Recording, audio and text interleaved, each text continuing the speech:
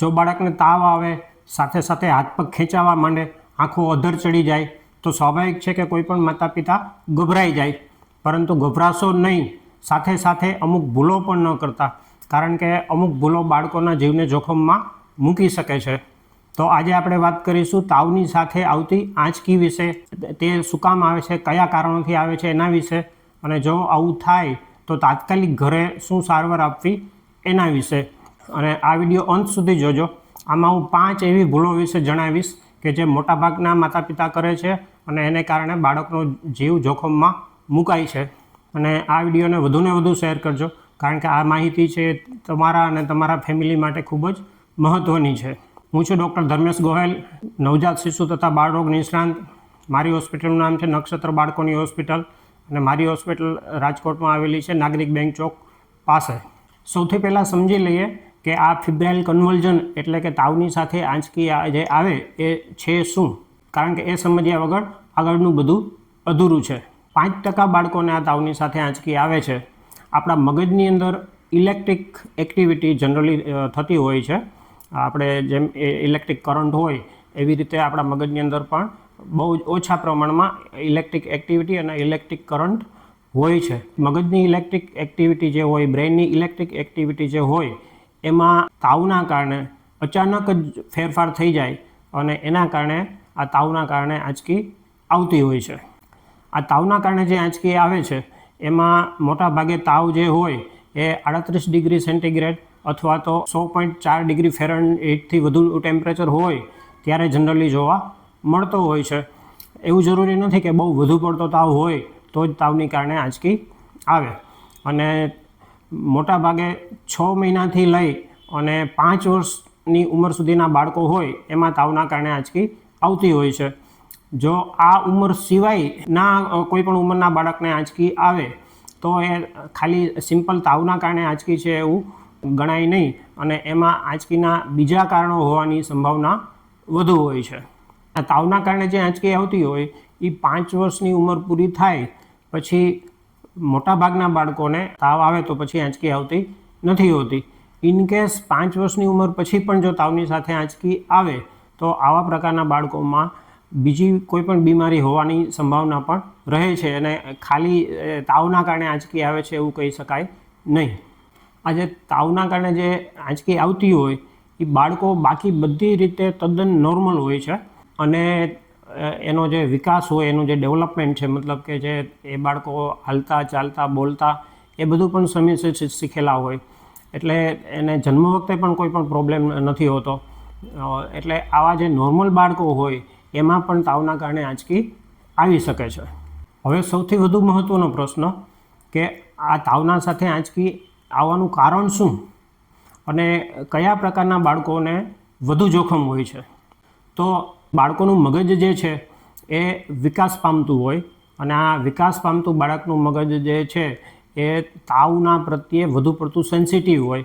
એટલે જ્યારે બાળકના ટેમ્પરેચરમાં અચાનક ફેરફાર થાય, બાળકને અચાનક તાવ આવે તો એના જે મગજમાં ઇલેક્ટ્રિક જે એક્ટિવિટી નોર્મલી થતી હોય એ મગજ સેન્સિટિવ હોવાના કારણે એ ઇલેક્ટ્રિક એક્ટિવિટીમાં અચાનક જ એબનોર્માલિટી આવે, અને આ જે એબનોર્મલ ઇલેક્ટ્રિક એક્ટિવિટી થાય એના કારણે બાળકોને આંચકી આવી જતી હોય છે. અને આમાં જીનેટિક્સ પણ ભાગ ભજવતું હોય છે.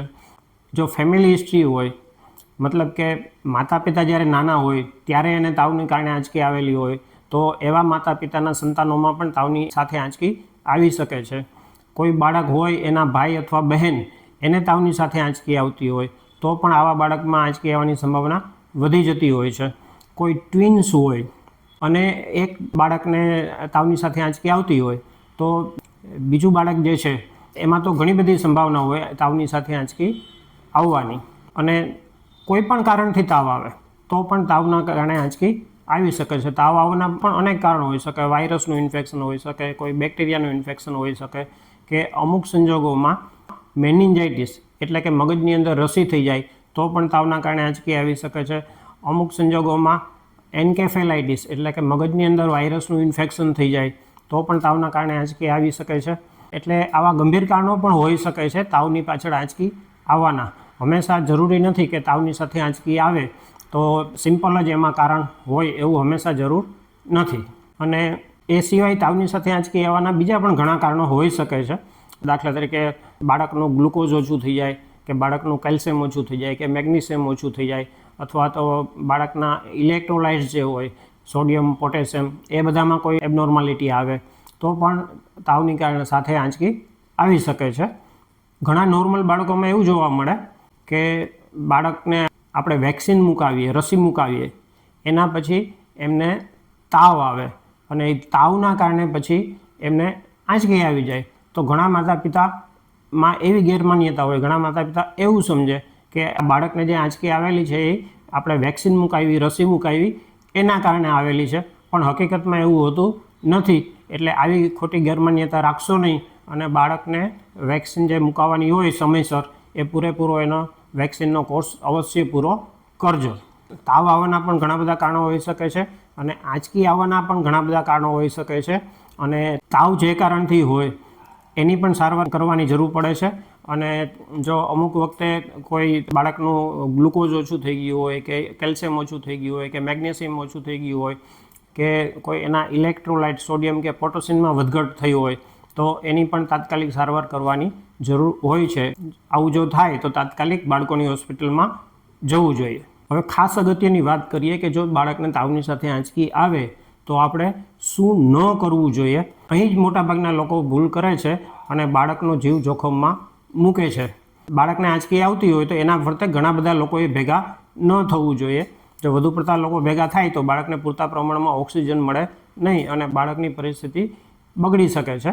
બાળકના હાથ પગને પકડવા નહીં કે બાંધવા નહીં, કારણ કે આવું કરવાથી આંચકી રોકાતી નથી અને ઉલટાનું બાળકને ઈજા થવાની સંભાવના રહેતી હોય છે. બાળકની આંખો દાબી ન દેવી, કારણ કે આવું કરવાથી પણ આંચકી બંધ થતી નથી અને બાળકને આંખમાં ઈજા થવાની સંભાવના રહેતી હોય છે. મોઢાની અંદર કોઈ પણ પ્રકારની વસ્તુઓ મૂકવી નહીં. ઘણા બાળકો મોઢું જોરથી બંધ કરી દેતા હોય તો મોઢાને જોરથી ખોલવા પ્રયત્ન કરવો નહીં. અને મોઢાની અંદર કોઈ પણ પ્રકારની ખાવા પીવાની વસ્તુઓ આપવી નહીં. અને ઇવન તાવની દવા કે આંચકીની દવા એકવાર જો બાળકને આંચકી ચાલુ થઈ જાય તો આવા પ્રકારની કોઈ પણ દવા પણ મોઢેથી આપવી નહીં.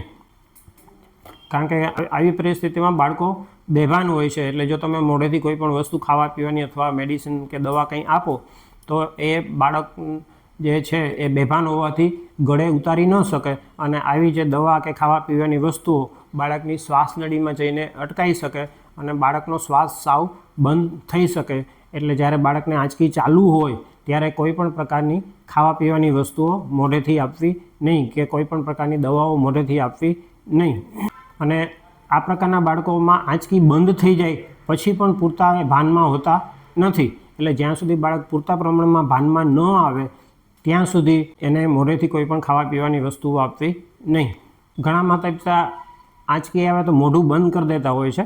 એટલે આવું મોઢું પણ બાળકનું બંધ કરવું નહીં, કારણ કે ઘણા બાળકો મોઢેથી પણ શ્વાસ લેતા હોય એટલે મોઢું તમે બંધ કરી દો તો એમને ઓક્સિજન પૂરતા પ્રમાણમાં ન મળે અને બાળકની પરિસ્થિતિ બગડી શકે. અને આંચકી ચાલુ હોય ત્યારે બાળકને કોલ્ડ બાથ એટલે કે ઠંડા પાણીથી સ્નાન પણ કરાવવું નહીં. શું એકવાર બાળકને તાવની સાથે આંચકી આવે તો પછી એને ફરીથી પણ આંચકી આવી શકે છે? તો જવાબ તમે સાંભળશો તો તમને આશ્ચર્ય થશે. એટલે જો બાળકને એકવાર આંચકી આવે તો બાળક જ્યાં સુધી 5 વર્ષનું ન થાય ત્યાં સુધી એને ફરી પણ તાવની સાથે આંચકી આવવાની સંભાવના રહેતી હોય છે. પરંતુ મોટાભાગના કેસીસમાં 5 વર્ષની ઉંમર પૂરી થાય બાળકની પછી તાવના કારણે આંચકી આવતી નથી હોતી. હવે 2 મિનિટમાં આપણે આખા વિડિયાનું જે હાર્દ જે છે એ આપણે સમજી લઈએ કે બાળકોમાં જે તાવના કારણે જે આંચકી આવતી હોય છે એ કોઈ બહુ વધુ પડતું ગંભીર રોગ નથી. અને મોટાભાગના બાળકોમાં 5 વર્ષની ઉંમર પછી તાવના કારણે જે આંચકી આવતી હોય છે એ બંધ થઈ જતી હોય છે. પરંતુ જ્યારે આંચકી આવે તો એ મેડિકલ ઇમરજન્સી છે અને તાવ આવવાના પણ ઘણા બધા કારણો હોય અને એની સારવાર કરવી જરૂરી હોય છે. અને આંચકી આવવાના પણ ઘણા બધા કારણો હોય અને એની સારવાર કરવાની જરૂર હોય છે. અને તાવના કારણે આંચકી આવવાના અમુક ગંભીર કારણો પણ હોય છે. દાખલા તરીકે બાળકને ધનુર હોઈ શકે છે, એમને મેનિન્જાઇટિસ એટલે મગજની અંદર રસી હોઈ શકે છે, એન્કેફેલાઇટિસ એટલે મગજની અંદર વાયરસનું ઇન્ફેક્શન હોઈ શકે છે.